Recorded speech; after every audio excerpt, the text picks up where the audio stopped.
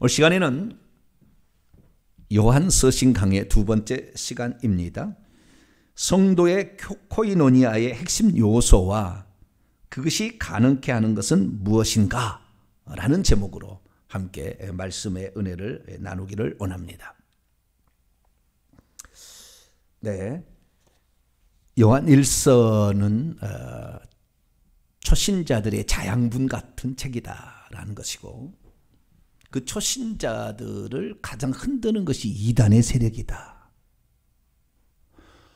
초신자들은 진리를 잘 모르니까 그 이단의 가르침이 교묘하게 이렇게 바꿔가지고 들어오면 그것이 진리인 줄 알고 따라가는 그 안타까움을 사도 요한이 요한 1서에 한 AD 90년, 이제 90살 정도 된 거예요.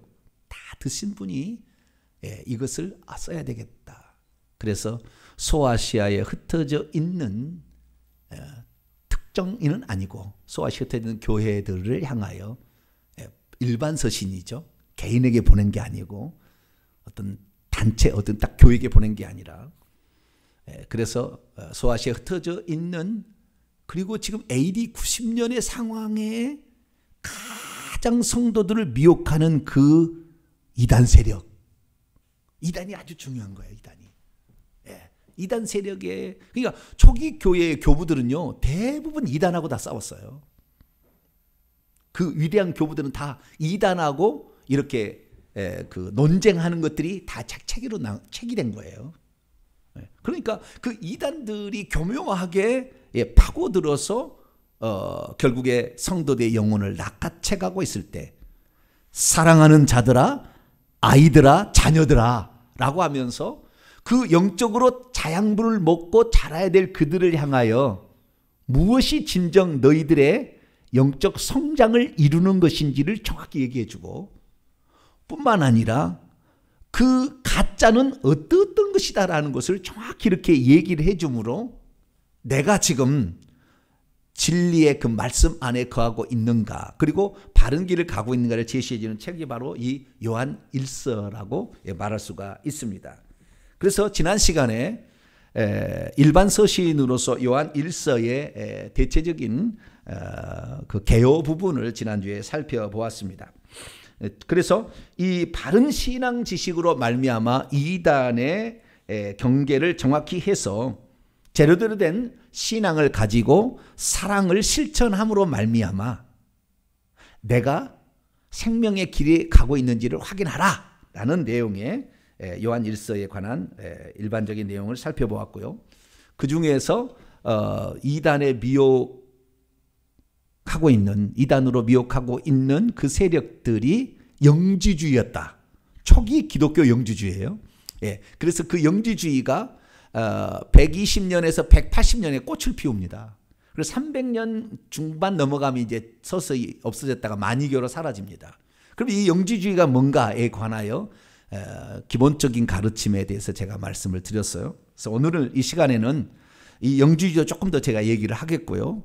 뿐만 아니라 우리가 영적으로 성장을 하게 되고 바른 신앙의 길을 가고 있는 판단의 기준이 뭔가, 이 부분을 집중적으로 오늘 내가 얘기를 할 겁니다. 그러니까 내가 지금 신앙생활을 하고 있는데, 내가 지금 뭔가 가르침을 받고 있는데, 제대로 된 가르침을 받고 있는 그 실제적인 내용, 지침이 뭔가, 내가 지금 이렇게 받고 있는데 이것이 과연 이 어린아이와 같은 신앙을 가진 자들의 영적인 자양분이 될 수 있는가? 이 부분을 제가 집중적으로 오늘 말씀을 드리려고 합니다. 그래서 지난 시간에 개요 부분을 해서 1절 얘기를 하다가 마쳤어요. 그래서 오늘은 1장 전체와 2장 1절, 2절까지의 말씀을 한 절 한 절씩을 제가 이렇게 분석을 하면서 말씀을 증거하고, 그리고 우리가 바른 길에 서 있는지를 마지막에 딱 점검할 수 있도록, 그래서 그 모든 것들이 결국에 코이노니아를 통해서 이루어집니다. 코이노니아라는 말은 교제 또는 사귐, 교통, 영어로 말하자면 fellowship, communication, 이런 것들을 좀 지칭하는 거예요. 그런데 이 영어 성경을 영어로서 표현했을 때에 펠로십이라고 얘기했을 때하고 커뮤니케이션이라고 얘기했을 때는 약간의 의미가 좀 헬라어의 원의 의미가 뭔지를 조금 좀 덜 표현해주고 있고, 우리나라 같은 경우는 사귐, 교제, 교통이라는 말을 우리가 쓰게 되는데, 이것은 영어보다도 더 좀 개념이 희박해질 수 있어요. 원래 뜻과. 그래서 제가 일부러 오늘 설교 제목을 코이노니아라고 알고 내가 일부러 썼잖아요. 이 개념을 좀 알아야 돼요. 이 개념을 알아야 우리가 영적인 자양분을 얻을 수가 있으며 이단 세력을 분별할 수 있는 능력이 키워지는 거예요. 이 코이노니아를 통하여서. 코이노니아는 일종의 방법입니다. 주님을 알아가는 방법이고, 영적인 능력과 그 다음에 자양분을 얻는 방법이고, 그 다음에 요것이 아니다고 한다면은 결국에 우리가 이단에 미혹될 수 있다는 거예요. 그래서 그 코이노니아라는 그 뜻이 뭔가, 또 이게 오늘 1장의 핵심 개념은 코이노니아예요. 사귐이에요. 사귐. 교제라는 이건데, 요거 개념을 정확히 알아야 1장 전체가 다 들어오게 되어 있습니다. 그래서 오늘 그 1장에 나와 있는 이런 부분들을 제가 중심으로 살펴보도록 하겠습니다. 우선 요한일서 1장을 보게 되면 1장 1절부터 4절까지가 첫 번째 파트입니다. 첫 번째 파트로서 원래는 여기가 뭐가 나와 있냐면은 수신자 발신자 나 누구누구는 누구누구에게 편지하노니 은혜와 평강이 너에게 있을지, 요런 내용이 나와야 되는데 요런 내용이 안 나온다는 거예요. 여기는 요런 내용이 안 나오고 예수님의 성육신과 그분과의 이 교통에 관하여, 코이노니아에 관하여 얘기를 하고 있습니다. 그래서 왜 이 노사도는 편지라고 쓰기는 썼는데, 편지 형식을 취하기는 취했는데, 인사말도 그 다음에 수신자 발신자도 기록하지 않을 만큼 되었는가? 이것은 예수 그리스도의 성육신을 지적하지 않으면 안 됐다는 거예요. 이들에게. 그러니까 예수님의 성육신을 부인하는 이단이 있었기 때문에 이 예수 그리스도의 성육신을 처음부터 나 이거 본 거야, 나 만진 거야, 나 그 들었어, 직접 그 생명의 말씀이 육신이 되어 오시면 그분을 내가 만져봤거든. 뭐 육신이 없어도 육신은 타락해서 육신은 나쁘고 육신은 악한 거야, 그따위 하지 마, 이런 말로 지금 딱 출발을 하는 겁니다. 그래서 이 1장 1절부터 4절까지의 그 말씀을 통해서 우리가 알 수 있는 것은 이 인사말이 아니고 이 예수 그리스도가 누군지에 관하여 생명의 말씀이라고 얘기를 해주며 그분과의 교통이 있어야 된다라는 말을 시작을 합니다. 그리고 5절부터 이제 2장 2절까지의 말씀은 그런 교통이 일어나는데, 그 교통이 일어나게 될 때에 가장 핵심은 빛이라는 거예요. 빛. 그 다음에 진리입니다. 빛과 뭐예요? 빛과 진리예요. 여기 핵심 개념. 빛과 진리가 바로 교통을 하고 있는 자들에게 나타나는 증상입니다. 그러니까 이것을 추구하고 있어야 되는 거예요. 근데 그 교통의 핵심은 뭐냐? 그 교통의 핵심이 1장 1절과 2절이 나와 있는데 그것은 생명입니다. 생명. 그래서 이 생명, 그 다음에 빛, 그 다음에 진리라는 이 세 가지 개념이 결국에 교통을 가능하게 하는데, 이 교통이라는 것은 영적인 교제를 가리키는 것이고, 이 영적인 교제가 어떤 교제냐면은 공통 분모가 있어야만이 이루어지는 교제를 가리키는 겁니다. 그러니까 우리가 코이노니아라는 개념이 있잖아요. 코이노니아라는 것은 코이노스라는 헬라에서 온 거예요. 그것이 명사화된 겁니다. 코이노스라는 말은 뭐냐면은 공통된이란 뜻이에요. 뭐라고요? 공통된. 그래서 상식이라면 커먼 센스라고 하잖아요. 그래서 커뮤니케이션이 그래서 나온 거예요. 공통된, 그러니까 공통된 뭐가 요소가 있어야 되는 거예요. 너와 나와 펠로십이 이루어지려면 공통된 뭐가 있어야만이 그게 가능한 거지, 공통된 것이 없으면 교제가 이루어질 수 없다는 겁니다. 그래서 하나님과 우리 사이의 교제가 1차적인 수직적 교제와 그 다음에 2차적인 교제가 우리 믿는 자들 사이에 있는 교제로 2차적 교제가 이루어지게 되는데, 먼저 1차적인 교제가 중요하다는 것이고 그 다음에 2차적인 교제, 수직적 교제와 수평적 교제의 핵심은 뭐냐면은 같은 생명을 가지고 있어야 한다는 겁니다. 이 요한일서의 사도가 얘기하기는 같은 생명을 가지고 있지 않으면 결국에 교제가 안 일어난다는 거예요. 교제가 안 일어나면은 영적 교통이 일어나지 않으면 성장이 안 된다는 거예요. 영적 자양분을 절대 먹을 수 없다는 거예요. 그래서 그 생명이라는 건데 이 생명이 나타난 바 되신 분이 예수 그리스도. 누구예요? 예수 그리스도. 이분이 나타난 바, 성육신으로 나타난 바 되신 예수 그리스도고, 예수 그리스도가 누군지를 이 요한일서에는 표현을 하게 되는데, 제가 오늘 프린트를 나눠드렸잖아요. 요한일서에 나오는 예수님은 누구신가? 1번 1장 1절에 생명의 말씀이다. 1장 2절에 영원한 생명 영생이다. 그리고 쪽에서 하나님의 아들 예수 그리스도, 파라클레토스 대언자, 화목제물, 힐라스모스죠. 그 다음에 참빛, 태초로 계시니 아들, 하나님의 아들 너희 안에 계시니 하나님의 독생자 세상의 구주, 그분으로부터 태어나게 된 채 있는 자, 물과 피로 오셨더니 물과 피 안에 오셨더니 생명, 하나님으로부터 태어나셨더니 참된 자 참 하나님. 이렇게 해서 21가지 조항을 제가 여기다 써놨잖아요. 예. 이것이 다 이제 그 생명이 나타낸 바 되신 예수 그리스도를 표현하고 있는 거예요. 그래서 우리는 이 예수 그리스도라는 공통 분모, 그러니까 생명을 조금 더 확대하면은 예수 그리스도예요. 그래서 예수 그리스도라는 공통 분모가 있어야만이 결국에 하나님과 우리 사이에, 신적 존재와 우리 사이에 교통이 이루어진다. 그래서 예수 그리스도는 중보자이며 화목제물이라는 것이 2장 1절 2절에 나와 있는 거예요. 그래서 이 생명이라는 것이 있어야 되는 거예요. 그래, 이 생명이 없으면 교제가 안 일어나진다는 거예요. 교제가. 이 생명. 그래서 이 생명을 가지고 있으면 어떻게 했냐? 빛 가운데 걸어가고 어둠 가운데 살지 않냐고 빛 가운데 걸어갈 것이며, 거짓을 추구하지 않냐고 진리를 추구하게 될 거라는 거예요. 이것이 생명의 특징입니다. 이거 있어야만이 코이노니아가 있다는 거예요. 그러니까 생명이라는 공통 분모, 조금 더 나가면은 예수 그리스도라는 공통 분모가 있어야 된다는 거예요. 그래서 이것을 가지고 있는 자들이 결국에 하나님과 교통하게 되고 성도들과 교통하게 되면 신앙의 성장이 이루어진다. 신앙의 성장이 이루어진다.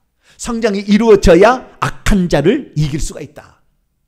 그래서 이 온 세상은 다 악한 자에게 처했던 요한계시록, 요한일서 5장에 가면 온 세상은 다 악한 자에게 처해 있어요.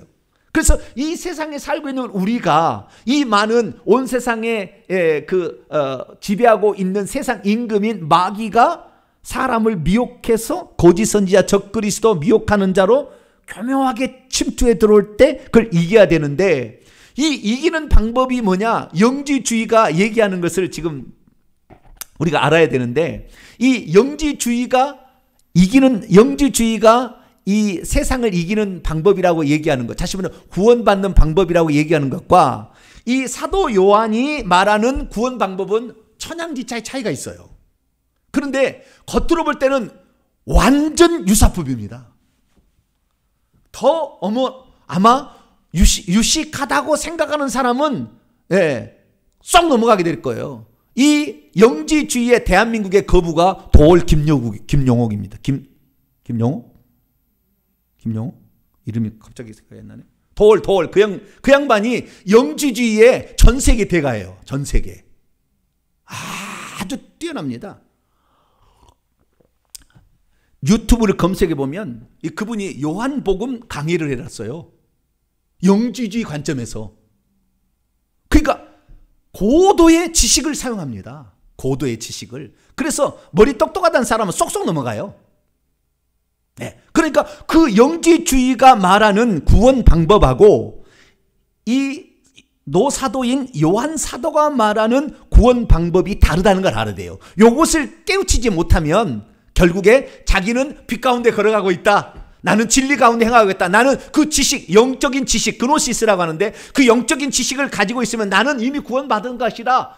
그렇기 때문에 나는 구원받은 자는 이 영적으로 이미 구원을 받았기 때문에 육체로는 어떻게 범죄한다 할지라도 내 영혼에 영향을 미치지 않는다 라고 함으로 타락으로 가는 거예요. 타락으로 가는. 왜? 내 영혼은 구원받았기 때문에 육체는 영향을 끼치지 않는다. 라고 얘기해서 타락으로 가는 것입니다. 그래서 어둠 가운데 실제적으로 행하면서 죄를 범하고 있지만 그 죄를 범하고 있는 자기 자신을 죄라고 여기지 않아요. 왜? 그 사상에 빠져버리면. 나는 해탈했다는 거예요. 나는 해탈했다. 그래서 이 영지주의는 이 불교 용어도 많이 갖다 씁니다. 나는 해탈했다는 거예요. 나는 득도했다는 거예요. 나는 이미 깨달았다는 겁니다. 나는 이미 구원을 받았다는 거예요. 나는 이제 구원을 흔들릴 것이 없다는 거예요. 나는 완전한 구원이고 나는 영원한 구원을 받았다는 거예요. 이게 영지주의예요. 그리고 오늘날에 한 번권 영원한 구원한 것이 영지주의에 파송된 가장 마지막 잔유물이에요. 그래서 영지주의도 제대로 알아야 됩니다. 1장에 나와 있는 핵심 개념들만 제가 방금 요약해서 말씀을 드렸고요. 이제 구체적으로 이 부분에 관하여 살펴보도록 하겠습니다. 자, 그러면 1장 1절부터 4절까지 말씀을 우리 개역성경을 한번 같이 읽어보죠. 시작. 태초부터 있는 생명의 말씀에 관하여는 우리가 들은 바요, 눈으로 본 바요, 자세히 보고 우리의 손으로 만진 바라. 이 생명이 나타나신 바 된지라. 이 영원한 생명을 우리가 보았고 증언하여 너희에게 전하노니 이는 아버지와 함께 계시다가 우리에게 나타나신 바 된 이시니라. 가연설, 영지주의 가연설. 그것을 지금 염두에 두고 이게 지금 한 거예요. 실제다, 육체로 오셨다는 말. 그 다음 3절. 우리가 보고 들은 바를 너희에게도 전함은 너희로 우리와 사귐, 코이노니아가 있게 하려 함이니 우리의 코이노니아는 아버지와 그의 아들 예수 그리스도와 더불어 누림이라. 우리가 이것을 쓰면 우리의 기쁨이 충만하게 하려 함이라. 내가 이 편지를 쓰는 것은 이 코이노니아고 아버지와 아들과의 이 코이노니아, 생명과 생명의 말씀이라는 이분과의 코이노니아가 있으면 이것이 진짜 기쁨이라는 거예요. 가짜 기쁨이 아니라, 속아 넘어가는 기쁨이 아니라, 우리는 이것이 있다는 것을 알게 하기 위해 쓴다, 이렇게 얘기하잖아요. 근데 2장 1절에도 이 편지를 쓰는 목적에 대해서 또 얘기를 해줘요. 여기도 목적이 하나 나와요. 2장 1절 봅시다. 시작. 나의 자녀들아, 내가 이것을 너희에게 쓰면 너희로 죄를 범하지 않게 하려 함이라. 여기까지요. 보니까 2장 1절의 말씀에 하면은 내가 이것을 쓰는 것은 너희로 하여금 죄를 범치 않게 하려 함이라 라는 말은 나는 이미 해탈을 했기 때문에 내가 지은 것은 죄가 아니야 라고 지금 죄를 짓고 있는 사람이 있는 거예요. 지금 그 공동체 안에 지금 벌써 초기 영지주의가 들어와 가지고 기독교를 점령해 가고 있어 가지고 그 어린 신자들을 나는 영지를 깨달았기 때문에 나는 이미 이제 구원을 받았어 라고 하는데 죄를 짓고 있거든. 그러니까 죄를 범하지 않게, 죄를 짓고 있으면 너희들 큰일 나 라는 얘기를 해주면서, 그러나 우리가 죄를 지었을 때는 진실한 예수 그리스도의 교통이 있다고 한다면 요한일서 1장 9절, 우리가 그 죄를 자백한다면 용서받을 수 있는 길이 있어. 그들은 죄 없다고, 우리는 나는 영원한 구원 받았기 때문에 나는 죄가 상관이 없다고 하는데 실제로 죄가 있거든. 그러니까 그 죄 있으면 너 큰일 나. 그 얘기를 경고를 하면서, 그래도 우리가 감사한 것은 우리가 예수 그리스도를 알게 되면 그분이 화목제물로 이 땅에 오셔서 우리의 죄를 위한 피를 흘려주실 거기 때문에 우리는 그 해방될 길이 있다라고 소망을 주는 그런 말을 하는 거예요. 그래서 여기 지금 실제적으로 죄를 짓고 있는, 예수 믿으면서 죄를 지어도 괜찮다는 사람이 있다는 거예요. 지금 이 공동체 안에. 그게 아니야. 지금 그거 아니야. 너 지금 잘못 가고 있어. 그것을 지금 얘기를 하고 있습니다. 자, 그러면 헬라 원문으로 좀 제가 직역한 것을 한번 보도록 하죠. 자, 여러분 교재 제가 나눠드린 거 보시고 또 화면으로 보실 분들은 화면으로 보시도록 하겠습니다. 자, 1장 1절을 먼저 봅니다. 그것이 태초로부터, 아르케, 시작으로부터 있어 왔어요. 있어 왔다는 말은 무슨 말이냐면, 지금 있다는 말이 현재를 말하는 게 아니고, 현재를 말하는 게 아니라 있어 왔다는 건 미완료예요. 미완료. 그것이 태초부터 있어 왔대요. 그것은 생명이에요. 생명의 말씀이고 생명인데, 그것이 태초부터 있어 왔어요. 그 있어 왔다는 미완료라는 말은 무슨 말이냐면 지금도 있고 과거도 있고 앞으로도 계속 있을 거예요. 이 말씀은, 하나님의 말씀은, 이 말씀은 이것이 곧 생명인데, 이것은 과거로부터, 언제부터 있었어요? 태초부터 있었대요. 시작부터. 이 시작이라는 것은 우주 만물의 시작 전의 시작이겠죠. 그때부터. 그러니까 예수 그리스도께 이 말씀이 육신이 되신 분이 예수 그리스도니까 이 예수 그리스도께서 만물보다 먼저 계시고 그 다음에 그분이 하나님으로부터 나와서 있는 거예요. 그래서 그것이 그때는 구약시대는 아직까지 사람의 육체를 지니지 않았기 때문에 말씀이라는 형태 또는 세상에 비추는 빛의 형태로 이렇게 있어 왔다고 이렇게 얘기를 합니다. 그래서 이것은 계속 있을 것이고 과거에 있었다는 거예요. 현재만 있는 게 아니고 있어 왔는데 우리는 그것을 들은 채 있다. 우리라고 표현했을 때는 벌써 사도 요한뿐만 아니라 직접 육신을 입고 이 땅에 오셨던 예수 그리스도로부터 그 말씀, 그때 당시에 말씀해지는 그 말씀도 들었다는 거 아니에요. 그 말씀이 육신이 입고 오신 그분이 말씀하는 그 말씀을 들었다는 거잖아요. 나는 이미 과거에 완료해. 나는 들은 채 있다. 나는 이미 들었어 그거. 예수님이 육체로 오신 것을 부인을 해? 가연설이잖아요. 그 영지주의 이단이잖아요. 육체는 악한 것 때문에 그걸 얘기하는 자들에게 그거 아니다. 나는 직접 들은 채 있다. 우리는 우리의 눈으로 그것을 본 채 있고 이미 본 채 있고 완료. 그 다음에 우리가 그것을 자세하게 주의 깊게 보았는데 뿐만 아니라 우리는 우리의 손들로 그분의 생명의 말씀에 관하여 만졌다. 그러니까 이 우리의 손으로 어떻게 생명의 말씀을 만져요? 생명의 말씀이 육신으로 나타나면 2절 육신으로 나타나신 바 된 그것을 만져본 거죠. 그래서 이것은 지금 이 요한일서 1장 1절과 2절은 정확히 요한복음 1장 1절에서 18절을 요약한 겁니다. 좀 이따 보겠습니다. 요한복음 1장 1절에서 18절까지 말씀을 그대로 요약해 놓은 거예요. 이 2절 보겠습니다. 그리고 그 생명이 이제 나타나게 됐다. 나타나게 되었다. 자, 그러면 이런 얘기를 합니다. 신학자들이 이런 얘기를 해요. 구약에도 예수님이 나타나셨는가? 구약이 여호와가 활동하는 시대잖아요. 그러면 구약에 예수님이 나타나셨는가? 이렇게 얘기하는데 나타났다고 얘기를 하는 사람들이 있어요. 어떤 얘기를 하냐? 예를 들어서 다니엘 시대에 사드락 메삭 아벳느고가 풀물불 가운데 던져졌잖아요. 그런데 네 사람이 다닌다고 그랬거든. 하나님의 아들과 같다. 느부갓네살이 그런 얘기를 하잖아요. 그렇기 때문에 그 신들의 아들과 같다라는 그 표현을 통하여 그때 예수님이 그 자리에 오셨다라고 얘기를 하는 거예요. 그런데 성경은 뭐라고 하면 아직 나타나지 않았대요.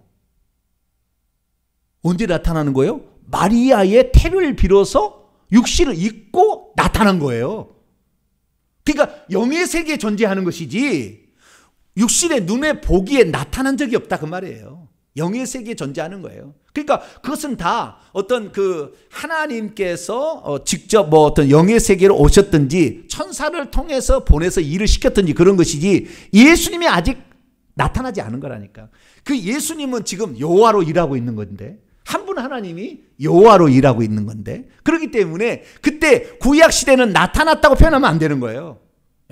물론 그때도 존재는 있었어요. 그분은 시간 밖에 존재하기 때문에 존재하고는 있었으나 그분이 아직 활동하지는 않았다고 보시면 돼요. 활동은 마리아의 태를 빌어서 나타남으로 말미암아 비로소 활동하기 시작합니다. 그러니까 우리가 하나님을 볼 수 없었으나 볼 수 있는 형태로 육신을 입음으로 말미암아 우리가 결국에 하나님을 만지기도 하고 그때 이제 우리가 아니고 사도 요한이죠. 사도 요한은 그때 만지기도 했었고 직접 듣고 보고 같이 식사도 하고 이렇게 했던 거 아닙니까? 그래서 그때 나타나게 되었어요. 그래서 그들이 보았고요. 그 사도 요한이 보았고 그래서 그분을 증언한다는 겁니다. 그리고 그 생명의 말씀의 그 생명의 특징은 영원한 생명을 너에게 전한다는 거죠. 그것은 그 다음 구절에 보면 아버지와 함께 있어 왔던 거예요. 원문 우리 그 2장 개역 성경을 보게 되면은 아버지와 함께 계시다가 우리에게 나타나신 바 됨이라 이렇게 얘기하잖아요.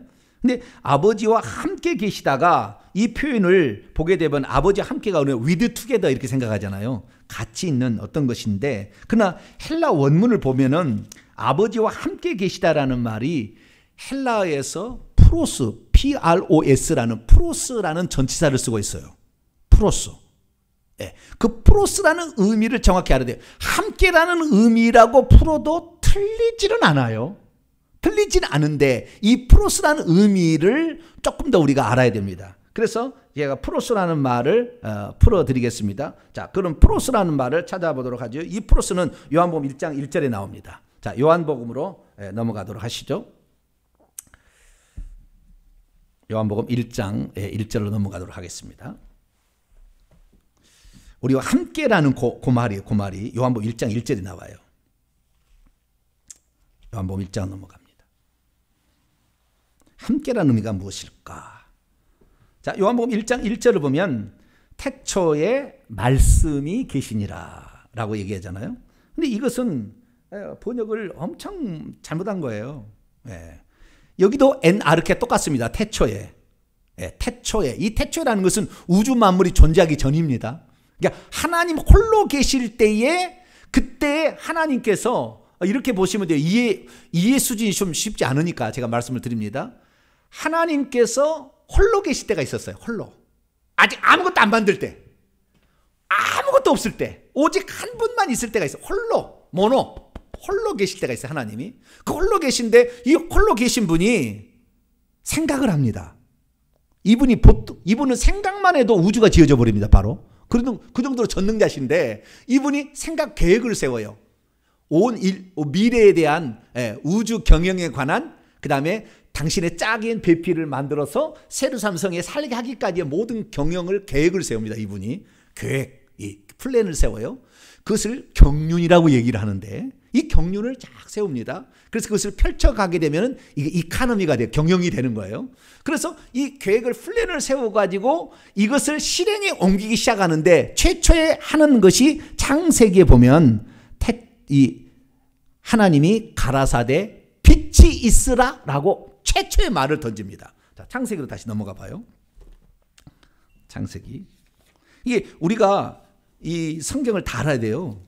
한 분 하나님 쓰셨으니까. 자, 1장 3절에 있습니다.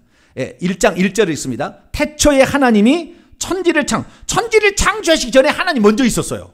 홀로 계셨는데 그분이 천지를 하늘들과 땅을 창조하셨잖아요. 창조하셨는데 그때 당시에 이 하늘들을 먼저 짓고 그 다음에 중간에 천사를 짓습니다. 2장 1절에 가면은 하늘들을 먼저 짓고 그 다음에 천사를 지어요. 하나님이 계시는 공간을 짓고 그 다음에 천사들을 짓고 그 다음에 지구를 짓습니다. 그 다음에 넷째 날에 지금 태양계 같은 이런 많은 걸 지어요. 해달 별들을 다 지어요. 그러니까 지구가 하나님 봤을 때는 먼저 우주 만물에 먼저 제일 처음에 생성된 행성 항성의 하나예요. 이거입니다. 이 천지를 짓고 그리고 그 천지 가운데 당신의 어떤 그 생명체를 만들어서 인간을 살게 하고 인간을 천국에 들어가게 만드는 계획 가운데에 이것을 실행할 때 맨 처음에 던지는 말이 1장 3절이에요. 자, 1장 3절 시작. 하나님이 이르시되 빛이 있으라 하시니 빛이었고 하나님이 말씀하셨다는 거예요. 엘로힘이 말씀하셨다. 그러니까 말씀과 빛과 진리는 같이 갑니다. 자, 하나님이 홀로 계셨어요. 홀로 계셨는데 이 하나님께서 계획을 세웠어요. 만세 전에 계획을 딱 세웠어요. 그리고 계획을 실행합니다. 그 계획을 실행하는데 하나님께 그 계획은 어떻게 이 계획이 입에서 말해냄으로 말미암아 실행에 옮겨집니다. 그러니까 보이는 형태로 나타나기 시작하는 거예요. 그런데 그때 보이는 형태로 이것이 나타나게 되는데 그때 당시에 그 보이는 형태로 나타나는 하나님의 역사를 빛이라고 표현합니다. 빛이라고. 이것은 하나님부터 온 빛이에요. 지금 우리가 태양빛은 넷째 날에 만들어서 나온 빛입니다. 지금 태양빛은. 그러니까 그 빛이 아니라고요. 이 처음에 만들어 빛이 있으라 빛은 그 빛이 아니고 하나님으로부터 나온 거예요. 그래서 요한일서 1장 5절에 하나님은 빛이시라 이렇게 얘기한 것은 하나님 자체가 빛이에요. 어둠이 조금도, 그분 안에는 어둠이 조금도 없어요. 그래서 그분이 빛이기 때문에 그분이 빛을 비추는데 그 빛이 세상에 와서 비출 때 그 빛은 예수 그리스도라고 설명을 합니다. 요한복음에. 그러니까 하나님 자신의 또 다른 표현이죠. 하나님 자신의 가장 큰 속성은 생명이고 이 생명을 생명이 나타나게 하는 방법으로서 빛을 비추는 겁니다. 그래서 하나님께서 빛을 비추면 어둠은 떠나게 되는 것이고, 그러니까 하나님 더 멀어지면 멀어질수록 어둠이에요. 하나님은 빛과 어둠을 창조했다고 이사야서 보면 나오는데 그 어둠도 하나님 창조한 거예요. 그러나 어둠을 즐긴 것이 아니고 어둠을 갖고 있는 것도 아닙니다. 예, 하나님 밖에 있는 존재예요. 밖에 있는 것으로 만든 거예요. 그런데 그 빛을 비춤으로 말미암아 하나님의 생명의 역사를 시작을 합니다. 그래서 우리는 빛과 생명과 이 말씀이 하나님으로부터 나온 거예요. 근데 이것이 만물이 생성되기 전부터 이것이 말씀하시고 계획과 말씀과 빛이라는 것은 이것은 하나님 자신의 어떤 표현 방법입니다. 그래서 그 표현 방법인데 그 표현 방법을 하나님께서 육신을 입게 하신 분이 예수 그리스도죠. 말씀이 육신이 되는 거니까. 그래서 자, 요한복음 1장 1절 봅니다. 태초의 시작에, 그러니까 처음 아무것도 없을 때 말씀이 계신 것이 아니라 있어 왔어요. 원문에 보니까 이것도 미완료입니다. 말씀이 동사 직설법 미완료 능동태입니다. 말씀이 있어 왔어요.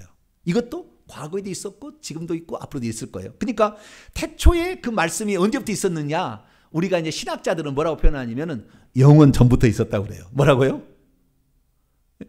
그래가지고 이제 이렇게 하죠. 아버지로부터 아들이 나왔다고 하잖아요. 그러면은 아들은 아버지에 종속되어 있느냐? 종속설이 이단이 됩니다, 나중에.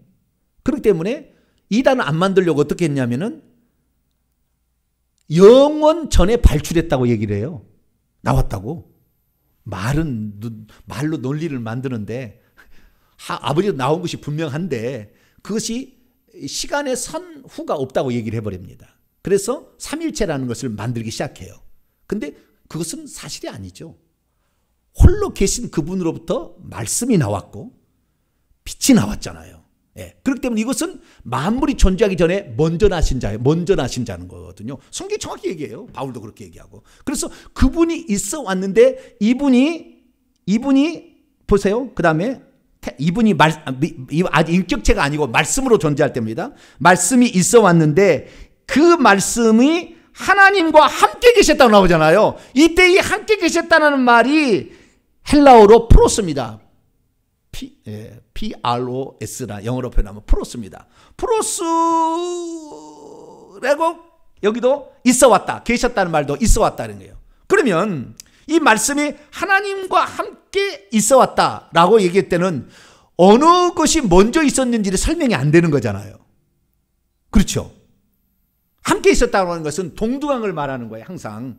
그러니까 이 지금 번역을 한 사람들이 이 프로스라는 말을 헬라어로 번역을 하게 될 때 어떤 의도에서 번역하냐면 동등하다는 말로 하려고 지금 그러는 거예요. 그러니까 예수님의 전능성과 선제성을 동등하게 표현하려고, 초월성을 동등하게 표현하려고 하고 있지만 사실은 동등한 게 아니죠, 어쩌면은. 왜? 예수님 분명히 했잖아요. 아버지는 나보다 크심이라.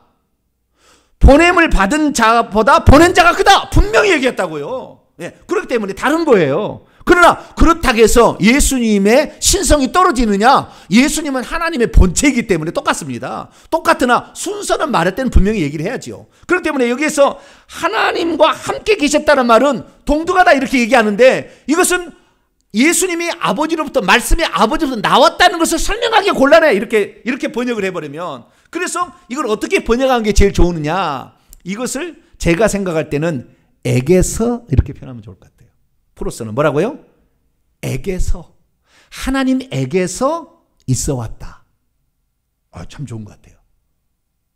이 프로스는 하나님에게서. 그런데 이 에게서란 말도 조금 부족해요. 왜 그러냐면 이 프로스라는 말의 특징이 뭐냐면 우리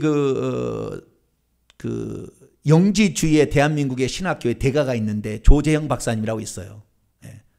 그분 자주 제가 이렇게 교제를 하는데, 그 조재형 박사님이 얘기했는데 이 프로스를 그분이 유명한 신학자들하고 얘기를 해가지고 이 프로스가 무슨 말인지를 설명을 해주는데 아주 제가 그때 내가 힌트를 엄청 얻었어요. 이 프로스를 어떻게 설명할 거냐. 아까 위드 투게더를 한다면 동등하는 걸로 돼버리거든. 근데 아니잖아요. 아버지는 나보다 크시고 보냄을 받은 자는 보낸 자보다 크지 못하다고 분명히 얘기했기 때문에 이거 주님의 말씀하고 어긋나잖아요. 함께라는 말은. 그러면 에게서 그러면 좀 되잖아요. 그분에게서 말씀이 나왔다. 에게서 계속 있어 왔다. 좋아요.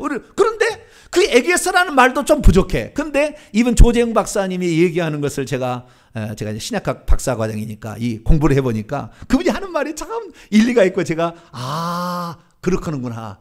그렇게 해석하기 좋겠구나 하는데 이것을 어떻게 푸냐면 이분은 에게서는 에게서인데 마주하는 에게서다 이렇게 풀어요.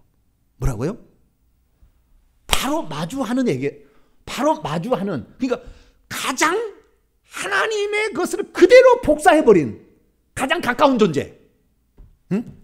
말씀이라는 것이 그러니까 마주하는 그 짝과 같은 거예요. 프로스라는 말을 짝과 같은 걸로 푸는 거예요. 그래서 예수 그리스도는 하나님의 또 다른 하나님인데 가장 눈을 바로 코앞에 보면서 마주하는 존재처럼 그러니까 예수 그리스도는 하나님하고 한 분 하나님하고 아무런 차이가 없어요. 차이가 없어. 그러나 이 하나님께서는 모든 것의 주관자시기 때문에 이 땅에 보낼 때 그분이 오실 수는 없잖아요. 그렇기 때문에 동시 존재를 통한 다른 존재를 이 땅에 보내는 거예요. 그분이 예수 그리스도입니다. 그래서 예수 그리스도께서 말씀이 하나님께서 말씀하심으로 그 말씀이 오는데 이 지구로 올 때 이것은 세상에 빛이 된 겁니다. 그래서 이 마주하고 있는 또 다른 자기 자신이라는 표현으로서 프로스로 쓰는 게 좋겠다고 신학자들이 풀었다는데 아주 좋은 지적이다. 아주 좋은 해석이다라는 그런 생각이 듭니다. 그러나 에게서라고 하고 느낌으로 풀어갑니다. 그 말씀이 하나님에게서 있어 왔으니 그 말씀은 하나님이다. 하나님으로 여기도 있어 왔답니다. 하나님 있어 왔다는데 하나님으로 있어 왔다. 여기에 하나님은요 정관사가 안 붙었어요. 그러니까 가드란 말 영어로 가시란 말인데 헬라어는 전부 다 정관사를 붙일 수도 있고 안 붙일 수도 있어요. 영어로는 정관사 가시다에다 정관사 더 가시라고 하지 않잖아요. 그런데 헬라어는 그게 됩니다. 그러니까 헬라어하고 영어하고 이게 상당히 그 표현이 절대 영어는 못 따라가는 겁니다. 헬라어를. 그 표현을. 그런데 여기서 하나님은 정관사가 안 붙었어요. 정관사가 안 붙었다는 말은 무슨 말이냐면 원래 정관사 말씀은 그 하나님이라 이렇게 하면은 그 말씀은 그 하나님이라 이게 이렇게 돼야 되는데 원문은 그 말씀은 하나님이라고 되어 있어요.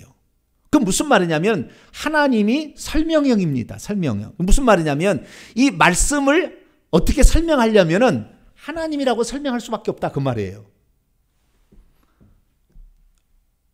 그런 거지 말씀 이꼬르 하나님이 아닌 거예요. 말씀 이꼬르 하나님이 아닌 거예요. 그러니까 우리가 그 말씀이 육신이 되신 분 예수님이 겟세마네 동산에서 아버지께 기도한 것은 다를 때 기도하는 거잖아요. 자기가 자기한테 기도할 수는 없는 거잖아요. 다른 것이다. 다른 거예요. 그래서 여기에서는 말씀을 설명하려면 이건 하나님이다 라고 설명할 수밖에 없다는 거예요. 이것을. 그러니까 이 하나님으로부터 나왔던 마주하는 짝으로서 가장 먼저 발출되어 나왔던 그 예수 그리스도 그분은 말씀의 형태로 먼저 계셨는데 이 말씀이 곧 하나님과 같다. 하나님과 같다. 이렇게 표현한다는 거예요. 그래서 2절 보니까 그 말씀이 태초에 하나님에게서 프로스 하나님에게서 있어 왔고 만물이 그 말씀을 통하여서 되어졌습니다. 그리고 그 지은 채 있는 모든 것은 하나도 말씀이 없이는 되어지지 않았죠. 그러니까 이 결국에 하나님이 말씀하심으로 빛이 있으라 하심에 빛이 있었고 새가 나르라 하기 새가 나르고 이렇게 되잖아요. 그러니까 그 하나님께서 이 말씀을 통하여 온 우주 만물을 창조하셨다. 그런데 그 말씀이 나중에 육신을 입고 오신 분이 예수 그리스도니까 예수 그리스도로 말미암아 모든 만물이 지어졌다도 아무 차이가 없는 거예요. 그래서 원래는 우리가 이 1장 3절을 요한복음 1장 3절을 만물이 그로 말미암아 그렇게 풀면 안 돼요. 원문에는 지금 그거 안 나왔어요. 아직 예수님이 안 나왔다고요. 로고스예요. 로고스 말씀이라고요. 만물이 말씀으로 말미암아 되어졌다 이렇게 얘기해야 됩니다. 그 말씀이 1장 14절 보니까 그 말씀이 육신이 되었대요. 육신이 되어졌대요. 육신이 되었고 우리들 가운데 장막을 치심에 우리가 그분의 영광을 보니 아버지로부터 나오는 독생자와 같은 영광이요 은혜와 진리가 충만. 그러니까 그 말씀이 육신이 되어 오신 분이 이 땅에 장막을 치러 성막으로 오신 거예요. 그래서 성막에 하나님이 계시잖아요. 그러니까 예수님 시대에 하나님을 보려면 예수님한테 갔어야 돼요. 그래서 나를 본 자는 아버지를 본 거다. 내 안에 하나님이 계시. 내가 성막이니까. 여기 성막이니까. 그래서 이 땅에 그분이 오셨어요. 근데 그분이 오실 때 어떻게 오셨느냐? 9절 말씀 보면은 9절 들어가기 전에 4절부터 보셔야 됩니다. 그 말씀 안에 뭐가 있었냐면은 생명이 있었답니다. 생명이 있었고, 이 생명은 사람들의 빛으로 여기도 있어 왔습니다. 계속해서 지금까지 빛으로 있어 왔는데, 이 빛이 어둠에 비췄지만 어둠은 그것을 깨닫지 못해. 깨닫지 못할 각주를 보게 되면 이겨보지래요. 이겨보지. 그 이기는 자의 똑같은 단어예요. 이겨보지 못했어요. 빛은 절대 어둠은 빛을 이겨보지 못하는데 깨닫지 못하더라. 그리고 하나님께서 보내심을 받은 이제 6절, 7절, 8절은 세례 요한을 설명하는 겁니다. 하나님께서 보내심을 받은 사람이 있으니 그 이름은 요한이라. 그가 증언하러 왔으니 곧 빛에 대하여 증언하고 모든 사람이 자기로 말미암아 믿게 하려니라. 그는 이 빛이 아니요 이 빛에 대하여 증언하러 온 자인데, 9절 읽습니다. 시작. 참빛 곧 세상에 와서 각 사람에게 비추는 빛이 있었나니. 그러니까 하나님으로부터 나오는 이 존재가 처음에는 말씀이 되는 것도 되고, 그 다음에 빛이라는 것은 말씀이잖아요. 말로 빛이라 해야 됐지만 그 빛이 나와서 세상에 둘러 비칠 때 이 빛을 뭐라고 하느냐? 이 빛을 예수 그리스도라고 얘기하는 거예요. 이 빛을. 자, 요한복음 8장 넘어갑니다.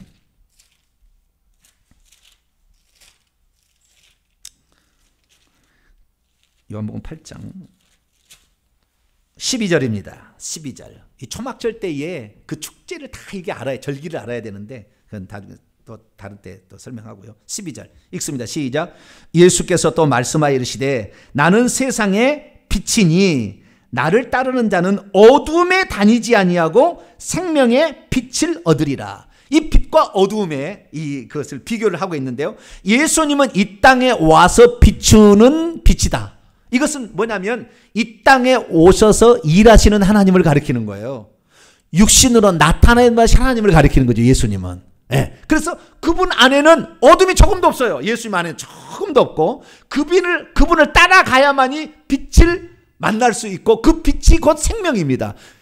왜냐하면 이 세상에 빛이 안 비치면 다 죽어요. 빛이 있어야 생명이 삽니다. 빛이 없으면 다 죽게 돼 있다고요. 그러니까 그 빛의 속성은 생명인데, 예수님이 그 생명을 주러 이 땅에 오셨는데 그것을 빛을 비춘다는 표현을 하고 있는 거죠. 11장은 또 넘어갑니다. 11장.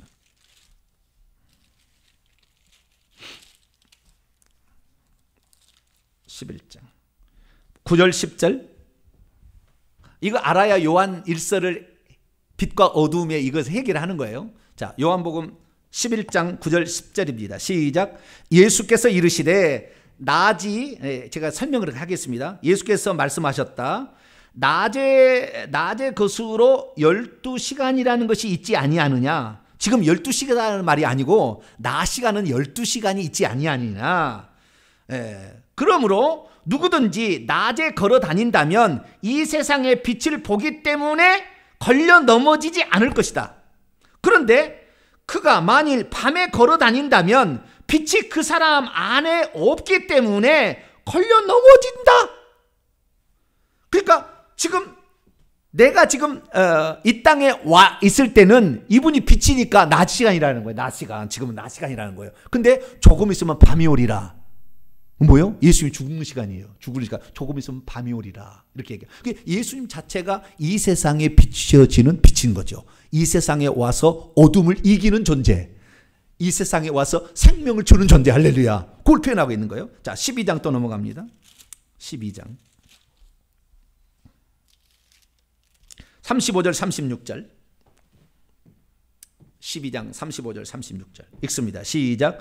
예수께서 이르시되 아직 잠시 동안 빛이 너희 중에, 이 빛이 예수님이에요. 빛으로 오셨으니까 설명을 하겠습니다. 예수께서 그들에게 말씀하셨다. 아직 잠시 동안, 일시적으로 작은 시간 동안 빛이 너희들 안에 지금 있다. 너희는 빛을 가지고 있을 때에 걸어 다녀라. 어둠에 붙잡히지 않도록. 어둠 안에 걸어 다니는 자는 어디로 가는 것을 알지 못한 채 있다. 너에게 아직 빛이 있기 때문에 이 빛을 계속해서 믿으라. 그러면 너도 빛의 아들이 된다. 이거 무슨 말이냐면 예수 그리스도께서는 이 땅에 불러 비추는 빛으로 오셨어요. 하나님이 빛이니까. 그래, 하나님 또 다른 하나님이에요.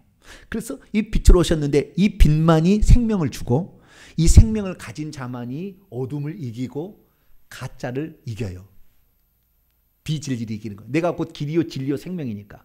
그래서 우리는 이 예수 그리스도의 생명을 가져야만이 그분과 교통이 일어나고 교통이 일어나야만이 내 영이 성장을 합니다. 내 영이 성장을 해야 악한 영의 가짜 어둠의 세력의 주관자하고 싸워서 이길 수 있어요. 왜? 나는 빛의 아들이 되는 거니까. 그래서 빛을 믿게 되면 그 빛이 생명을 가지고 우리 안에 들어와요. 그것을 성령이 하십니다. 그래서 성령께서 우리 안에 생명을 가지고 들어오면 우리가 거듭났다고 하죠. 그때. 그래서 우리 안에 생명이 있게 되고 이 생명은 빛이 있다는 거예요. 빛이라는 거예요. 그런데 만약에 이 영지주의하고 이제 마치겠습니다. 영지주의자들은 어떻게 말을 하고 있었냐면 이렇게 말하는 거예요. 얼마나 유사한지 몰라요. 근데 속아 넘어갈 수밖에 없어. 그래서 성육신이라는 말과 그분의 죽음이 왜 이렇게 중요한지, 그분의 성육신과 그 다음에 죽음이 왜 그렇게 중요한지는 이 영지주의하고의 차이에서 나온 겁니다. 자, 영주주의는 어떻게 얘기하냐면은 영주주의 맨 처음에 어떤 신적 존재가 있었다는 거예요. 모나드라고 얘기합니다. 모나드. 어떤 영적 존재가 있었다는 거예요. 그 영적 존재가 있었는데 아무것도 없을 때 그 영적 존재로부터 이제 발출돼서 뭔가 떨어져 나오기 시작했다는 거예요.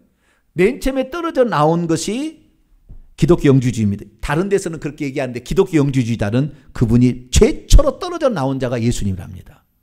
최초에 떨어져 나온 자가 예수님. 그런데 이것은 다 예수님을 이용해 먹으려고 영주주의들이 말하는 것이지 실제는 그게 아니에요. 그 전부터 영주주의는 있었어요. 헬라 철학과 그 다음에 동방의 신비성과 사상을 다 합쳐가지고 영주주의 있었는데 이걸 기독교 서리고 들어와서 기독교처럼 그 잠입을 한 겁니다. 간첩처럼 잠입을 해서 기독교 사상으로 무장해서 사람을 끌어가는 이것이 이단이에요. 근데 어떻게 이렇게 위장을 하냐면 떨어져 나온 맨 처음에 예수 그리스도라는 거예요. 이게 빛이라는 거예요. 이게 예수 그리스도. 그런데 이 떨어져 나온 것이 점점 더 밖으로 떨어나갈수록 빛이 약해지기 때문에 어둠이라는 겁니다. 어둠 아시겠죠? 영지 논리 대단합니다. 그러니까 돌 같은 사람이 뻥 가는 거지 이런 사람들이. 그래서 점점 떨어져 나가는 것이 어둠이라는 거예요. 그런데 그 어둠에 속한 떨어져 나간 그 에온들이라고 얘기하는데 시대마다 떨어져 나가는데 이 떨어져 나가는 중에 끝에 무렵에 있는 것이 데미우르고스라는 신이 있다는 거예요. 데미우르고스는 기독교 영지주의자는 여호와라고 얘기합니다. 그 존재가 우주 만물을 지었다는 거예요. 그러니까 쉽게 말해서 물체를 지었다는 겁니다. 보이는 어떤 형체를 지었다는 거예요. 그렇기 때문에 이 세상은 가장 흑암에 가까운 어떤 세력에 의해서 지어졌기 때문에 악하다는 거예요. 물질 세계는 악하다는 거예요. 예수 그리스도는 누구냐? 예수 그리스도는 바로 하나님부터 바로 나온 마주한 짝이기 때문에 얼마나 유사합니까? 마주하는 짝이기 때문에 예수 그리스도로부터 말씀을 듣고 깨달아야만이 예수 그리스도를 통하여 하나님으로 들어가는 거예요. 그래서 영지주의 구원은 뭐냐면 하나님이 다시 자기가 되는 거예요. 자기가 하나님 되는 거예요. 자기가 하나님으로 다시 들어가면 하나님이잖아요. 떨어져 나왔으니까. 자기가 그 원래 신적 존재로 들어가면 하나님 되는 거잖아요. 그래서 떨어져 나와서 하나님께 가려면 가장 잘 가르쳐 주는 것이 예수 그리스도라는 거예요. 그래서 우리가 예수 그리스도를 믿어야 된다는 겁니다. 근데 그분은 빛이고 그분은 생명이라는 거예요. 그래서 그분을 믿으면은 결국에 우리는 어떻게 됩니까? 하나님으로 돼서 내가 하나님 된다는 거예요. 그러니까 이게 창세기에 나와 있는 사탄 마귀가 너 선악과를 먹으면 너 하나님 된다는 말하고 비슷하는 거잖아요. 그러면 그들이 구원은 뭐냐? 그들이 구원은 뭐냐면 우리가 원래 하나님이었었는데 그분들은 어떻게 다 떨어져 나와 있어서 유리 방황하는 존재였으나 우리가 다시 원래 이런 존재였다는 걸 깨닫고 나는 원래 하나님이었구나라는 것을 깨닫게 되면 그 빛으로 말미암아 안으로 들어가서 자기도 하나님 된다는 거예요. 이거 영주주의입니다. 그럼 영주주의 특징은 뭐냐? 영주주의는 예수님이 성육신할 필요가 없어요. 예수님이 죽을 필요가 없다고. 영주주의는 깨닫기만 하면 되는 거예요. 그 깨닫는 것을 그노시스라고 하는데 이 그노시스만 있으면 하나님께 다시 돌아간다는 거예요. 그래서 득도한다는 겁니다. 이거 깨닫는 거. 너는 원래 하나님이었다는 거예요. 그래서 이 영지주의 가면 전부 자기가 하나님 되는 거예요. 왜? 내가 깨달았으니까. 근데 성경은 뭐라고 했냐? 이 요한 1서를 쓴 목적이 뭐냐면은 그렇게 하면서 나는 깨달았으니까 어둠 가운데 행해서 뭐요? 자기들 어둠 가운데 있는지도 몰라. 죄를 짓고 막 음행을 저지르고 막 해도 나는 깨달았기 때문에 나는 하나님이니까 나는 상관없다는 겁니다. 나는. 그것이 바로 이단이다 얘기하는 거예요. 그러니까 우리가 죄를 지었는데 이 죄를 해결하려면 육신을 입고 피를 흘려서 죽어야 결국에 우리의 죄가 용서되는 것이지 깨닫는다고 되는 게 아니라고. 근데 깨달음만 있으면 된다는 거야, 이 영지주의는요. 그래서 누가 더 그 진리를 확실히 깨닫느냐. 그리고 깨닫는 자는 비밀로서 자기들만 교육을 한다는 거예요. 그래서 은밀하게 교육을 해가지고 그 사실을 깨닫으면 너도 하나님이야. 이제 너도 하나님이야. 이렇게 가르쳐주는 거예요. 이 영지주의예요. 근데 이것이 기독교라는 그것을 빌려서 쓰는 겁니다. 예수님을 빌려서 쓰는 거예요. 예수님이 아니어도 상관없는 거예요. 자기가 원래 하나님이었다는 걸 깨닫고 들어가면 되는 거예요. 깨닫고 살면 되는 거예요. 그러니까 사도 요한이 빛과 어둠에 대해서 얘기를 하면서 이제 왜 요한일서 넘어봐요. 이제 왜 이 얘기를 썼는지 이제 이 얘기를 할 거예요. 못 했던 것은 다음 주에 계속 하도록 합니다.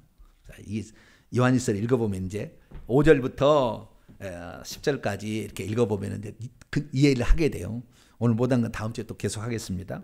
우리가 그분에게서 듣고 너희에게 전하. 이게 예수님에게 직접 들었다는 거 아니에요? 우리가 그분에게서 예수님에서 직접 듣고 너희에 정하는 소식은 이것이니 하나님은 빛이시다 라는 거죠. 그분 안에는 원문입니다. 그분 안에는 어둠이 조금도 하나도 있지 않다는 것이라. 만일 우리가 하나님과 교제를 가지고 있다라고 말하고 또 우리가 계속해서 말하고 있으면서 우리가 계속해서 어둠 안에서 행한다면 그는 거짓말하고 있고 진리를 따라서 행하는 것이 아니다. 이 말은 무슨 말이냐면 자기는 신이기 때문에 신과 교통을 나누고 있다는 거예요. 영지주의자들이 신과 교통을 나누고 있다는 거예요. 영지에 깨달아가지고 이렇게 하고 있는데 실제적으로 너희들이 어둠 가운데 있다고 한다면 어둠 가운데 걸어가고 있다고 한다면 너희들이 지금 거짓말하고 있는 것이다 라는 거예요. 그러면 어둠 가운데 행한다는 것은 무슨 말이냐면은 이게 나중에 뒤에 이제 2장 3장 쭉 나와요. 자, 2장은 잠깐 볼까요? 2장 9절 10절 11절 보면은 이들의 정체를 딱 드러내버립니다. 정체를 드러내는 거예요. 어두운 가운데 행한다는 게 무슨 말이 정체를 딱 드러내는 거예요. 2장 9절 10절 11절 읽습니다. 시작. 빛 가운데 있다고 하면서 그의 형제를 미워하는 자는 지금까지 어둠에 있는 자요. 그 형제를 사랑하는 자는 빛 가운데 거하여 자기 속에 거리낌이 없으나 그의 형제를 미워하는 자는 어둠에 있고 또 어둠에 행하며 갈 곳을 알지 못하는 이는 그 어둠이 그의 눈을 멀게. 형제를 미워하고 나중에는 3장에 가면 가인처럼 동생을 죽여도 죄가 아니라는 거예요. 나는 이미 득도했기 때문에 형제를 사랑하지 않아요. 형제에게 막 해를 끼쳐도 그 죄가 아니라는 거예요. 그런데 너희들이 그 어둠에 행하고 있다고 한다면 너희들이 빛 가운데 있다. 나는 빛이다. 나는 빛으로부터 나온 빛이기 때문에 나는 빛으로 돌아간다. 아무리 네 입으로 떠들어도 네가 지금 실제적으로 삶이 죄를 짓고 있다고 한다면 넌 가짜야. 넌 지금 어둠 가운데 있는 거야. 자, 계속 또 볼까요? 네. 4장으로 넘어갑시다. 4장 20절 읽습니다. 시작. 누구든지 하나님을 사랑하노라 하고 그 형제를 미워하면 4장 20절 이는 거짓말하는 자니 보는 바 그 형제를 사랑하지 아니하는 자는 보지 못하는 바 하나님을 사랑할 수 없다. 그래서 이 요한 1서는 사랑의 실천이라는 계명의 순종이라는 것이 하나의 주제로 나옵니다. 세 주제 중에 하나의 주제로 나오는 거예요. 우리가 나는 빛 속에 걸어가고 있다. 나는 빛이다. 영지주의자 얘기하는 거예요. 우리는 나는 빛이야. 너는 알지 못한 나는 빛이 있어. 그래서 자기 깨닫는 것을 그 빛을 받았다고 얘기를 하고 막 그러고 하고 있지만 너희들이 형제를 미워하고 있고 너희들이 형제를 돌아보지 않고 있고 너희들이 음행을 저지르고 있고 너희들이 연약한 자를 네 마음대로 조종하고 있으면서 너희들이 무슨 빛 가운데 걸어가? 어둠에 있는 거야. 라고 말하는 거예요. 다시 1장. 그렇기 때문에 우리가 1장 6절을 보게 되면 만일 우리가 하나님과 사귐이 있다고 말하면서 어둠에 걸어가고 있다고 한다면 그건 거짓말하는 것이고 진리를 행하지 않는 것이다. 7절, 그분 자신이 빛 안에 있는 것처럼, 예수 그리스도께서 빛 안에 있는 것처럼 만일 우리도 빛 안에서 걸어간다면 우리가 서로 교제가 있다. 그러니까 우리가 죄를 짓고 있으면서 하나님과 교통한다, 교제한다, 안 된다는 겁니다. 교제가 있고 그의 아들 예수의 피가 우리를 모든 죄에서 이건 뭐냐면 교제를 하게 되면 자신의 죄를 알게 됩니다. 깨닫게 됩니다. 그러면 당연히 어떻게 돼요? 우리는 죄인이라고 고백하게 되고 그 죄를 고백하게 된 그 1장 9절에 만일 우리가 우리 죄를 자백하면 그 아들 예수의 피가 우리 죄를 사는 거예요. 그러니까 그분과 교제가 있다, 나는 빛 가운데 있다고 한다면 반드시 어떻게 증상이 나타나면 죄를 지으면 반드시 회개하게 돼 있다는 거예요. 그런데 영지자는 절대 회개가 없어. 깨달으면 되는 거야. 회개 안 해도 되는 거예요, 거기는. 그런데 이 사람이 진짜 빛 가운데 있다고 한다면 자기가 죄를 지은 것을 금방 알게 되고 금방 알게 되면 그것을 하나님께 주여 내가 잘못했습니다 라고 회개할 수밖에 없다는 거예요. 계속 봅시다. 1장 7절, 1장 8절, 만일 우리가 죄가 없다고 말한다면 스스로 속이는 것이고 진리가 우리 속에도 우리 안에도 있지 아니한다는 거예요. 그러나 만일 우리가 계속해서 우리의 죄를 자백하고 있다고 한다면 그는 신실하시고 의로우시기 때문에 우리를 모든 죄에서 그때 용서하실 것이고 또 우리를 모든 불의로부터 깨끗하게 해주실 것이다. 만일 우리가 범죄하지 아니했다고 말하면 그들은 자기는 죄를 안 범했다고 하는 거예요. 꼭 그 구원파가 이러잖아요. 죄를 지어도 우리 죄된 행위만 있을 뿐이지 나는 과거의 죄, 현재의 죄, 미래의 죄까지 당소받았으니까 나는 죄 없어 이렇게 얘기한다는 거예요. 죄는 안 짓다는 건 안 짓다고 얘기를 한다는 거예요. 그런데 여기에 10절에 보니까 만일 우리가 범죄하지 아니했다고 말한다면 그건 하나님을 거짓말하러 만드는 거다. 인간은 죄를 지을 수밖에 없는 본성이 있는데 어떻게 죄를 안 짓냐 이거예요. 그러면 우리가 어찌할꼬 그것을 위하여서 2장 1절 2절에 얘기하는 거예요. 나의 자녀들아 그럼 죄를 짓는다 해서 실망하지 마라.